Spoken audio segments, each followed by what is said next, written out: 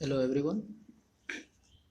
तो कल जहाँ तक हम लोग बात किए थे, हम लोगों ने पढ़ा था कि तीन तरह के लोड होंगे, तीनों लोड पे रेगुलेशन को हमें फाइंड करना है। तो आज हम तीनों लोड का फेजर डायग्राम देखेंगे, ठीक है। तो सबसे पहले बात करते हैं यूनिटी पावर फैक्टर पे। ये डायग्राम मैंने पहले से ही बना के रखा है ताकि अब टाइम बच जाए, है ना। तो देखिए, आपको ये पता है कि रजिस्टिव लोड हो या यूनिटी पावर फैक्टर हो, उस कंडीशन में वोल्टेज और करंट दोनों फेज एक ही फेज में होता है, ठीक है।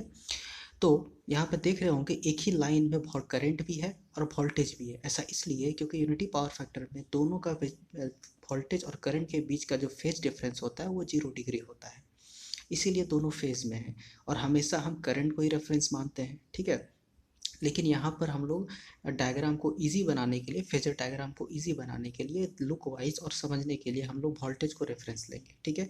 तो करंट भी फेज में होगा और रजिस्टिव जो ड्रॉप होता है, ठीक है, रजिस्टिव के साथ करंट को मल्टीप्लाई करने के बाद रजिस्टिव ड्रॉप बन जाता है। तो रजिस्टिव ड्रॉप जो होता है वो हमेशा करंट के साथ फेज में होता है, ठीक है। इसलिए तीनों एक फेज में है। और आपको पता है कि रेजिस्टेंस और रिएक्टेंस के बीच में 90 डिग्री का फेज डिफरेंस होता है, जैसा कि आप लोग नेटवर्क में पढ़े होंगे, ठीक है। तो इसीलिए ये दोनों के बीच में 90 डिग्री का फेज डिफरेंस है।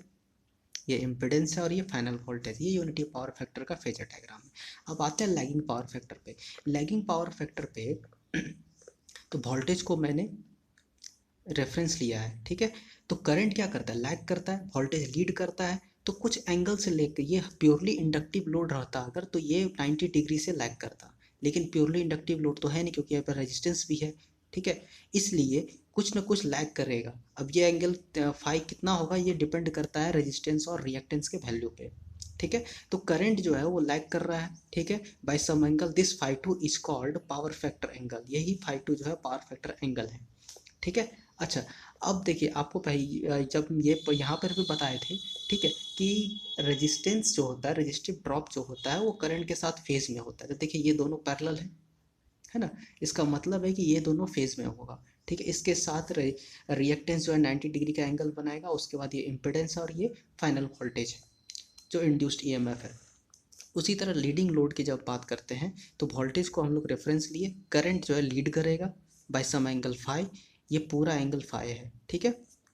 और देखिए रजिस्टिव लोड, रजिस्टिव ड्रॉप जो है ये करंट के साथ फेज में होगा, इसके साथ 90 डिग्री का एंगल बनाएगा रिएक्टेंस ड्रॉप, ठीक है। और ये इम्पिडेंस होगा फाइनल इम्पिडेंस, और ये फाइनल इंड्यूस्ड ईएमएफ, ठीक है। ये तीनों फेजर डायग्राम है unity power factor, lagging load और लीडिंग लोड पे, ठीक है। यही जो डेरिवेशन में भी यूज़ होगा और जब भी आपको पूछा जाए तो आप यही ड्रॉ करेंगे, ठीक है। अच्छा, अब आते हैं सर्किट डायग्राम पे। ये है सर्किट डायग्राम जो हमने क्लास में भी डिस्कस किया था। हालांकि यहाँ पे सिर्फ सेकेंडरी की बात कर रहे हैं क्योंकि रेगुलेशन हमेशा सेकेंडरी पे निकलता है, ठीक है। अब बात करते हैं रेगुलेशन की। तो रेगुलेशन में क्या होता है, सेकेंडरी टर्मिनल पे देखिए रेजिस्टेंस है, रिएक्टेंस है, इसकी वजह से कुछ ना कुछ तो ड्रॉप होएगा ना। जब हम बात नो लोड की करेंगे, नो लोड होगा तो ये पूरा पूरा कंप्लीट रिमूव हो जाएगा। तो जो भी वोल्टेज इंड्यूस होगा वो यही होगा, ठीक है, E2, ठीक है। लेकिन जैसे ही लोड आएगा तो कुछ ना कुछ ड्रॉप यहाँ पे भी होगा, कुछ ना कुछ ड्रॉप यहाँ पे भी होगा। अब कुछ लीकेज रिएक्टेंस होता है जो हम लोगों ने क्लास में डिस्कस किया था, लीकेज फ्लक्स की वजह से लीकेज रिएक्टेंस क्रिएट होता है, उसकी वजह से कुछ ना कुछ ड्रॉप क्रिएट होगा। तो वहाँ पे भी ड्रॉप होगा। तो ये सारे ड्रॉप जब घट जाएंगे, जब मेश एनालिसिस आप लोग करते होंगे तो उसी बेसिक कॉन्सेप्ट वही है, ठीक है। तो कुछ ना कुछ वोल्टेज यहाँ पे घटेगा, कुछ वोल्टेज यहाँ पे, फाइनली जो वोल्टेज मिलेगा वो रिड्यूस्ड वोल्टेज मिलेगा। तो यही जो डिफरेंस है नो लोड वोल्टेज और फुल लोड वोल्टेज पे का जो डिफरेंस है, इसी को रेगुलेशन बोलते हैं, ठीक है। यानी कहने का मतलब है regulation is equal to E2 minus V2, ठीक है। यही रेगुलेशन है, ठीक है। अब अगर परसेंटेज रेगुलेशन निकालने की बात आएगी तो ये हो जाएगी E2 माइनस V2 इंटू 100। ये परसेंटेज होता है, ठीक है। यहाँ पे E2 जो है ये नो लोड वोल्टेज है और V2 जो है आपका फुल लोड वोल्टेज है, ठीक है। ये दोनों के बीच का डिफरेंस जो होता है इसी को रेगुलेशन बोलते हैं। सिंपल को भाषा में समझे तो बात यही है कि कुछ ना कुछ तो ड्रॉप आएगा ना, ठीक है। क्योंकि नो लोड पे ये पूरा का पूरा सर्किट सिर्फ इतना ही बचेगा, ठीक है। लेकिन जैसे ही फुल लोड आएगा, जब भी लोड आएगा तो कुछ ना कुछ ड्रॉप यहाँ पे होगा, कुछ ड्रॉप यहाँ पे होगा, ये तो 100% श्योर। रजिस्टिव ड्रॉप होता है, रिएक्टिव ड्रॉप, रिएक्टेंस ड्रॉप होता है, कुछ ड्रॉप लीकेज, फ्लक्स की वजह से लीकेज रिएक्टेंस क्रिएट होता है, उससे ड्रॉप होता है, तो उसमें कुछ ना कुछ वोल्टेज ड्रॉप होता है। उसके बाद फाइनली जो वोल्टेज हमें मिलता है लोड टर्मिनल पे, वो रिड्यूस्ड वैल्यू होता है। तो यही डिफरेंस होता है वोल्टेज रेगुलेशन। ठीक है, आई होप कि वोल्टेज रेगुलेशन का मतलब आप लोग को समझ में आ गया होगा। ठीक है, डेफिनेशन आप लोग को मिल गई है।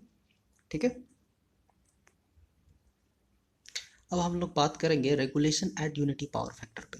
ठीक है, तो यूनिटी पावर फैक्टर पे जैसा हम लोग फेजर डायग्राम में देखा था कि वोल्टेज और करंट के बीच में कोई भी फेज डिफरेंस नहीं होता है, यानी कि I2 को हम लिख सकते हैं magnitude of I2 angle 0 degree, यानी कि I2।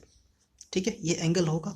और फाइनल जो इक्वेशन कल हम लोगों ने पढ़ा था वोल्टेज इंड्यूस्ड ईएमएफ, वही क्या होता है, V प्लस आई जेड या फिर V2 प्लस I2Z2। अब देखिए ये यूनिटी पावर फैक्टर है, यूनिटी पावर फैक्टर के बारे में कल भी हम लोगों ने डिस्कस किया था, ये प्योरली रेजिस्टिव लोड होता है। ठीक है, तो V2 प्लस I2R2 होगा। ठीक है, लेकिन कुछ ना कुछ तो रिएक्टेंस होता ही है, प्योरली रेजिस्टिव लोड जब भी होता है तो हम उसको भी कंसिडर करेंगे। ठीक है, that is equal to V2 plus I2R2 plus JI2X2।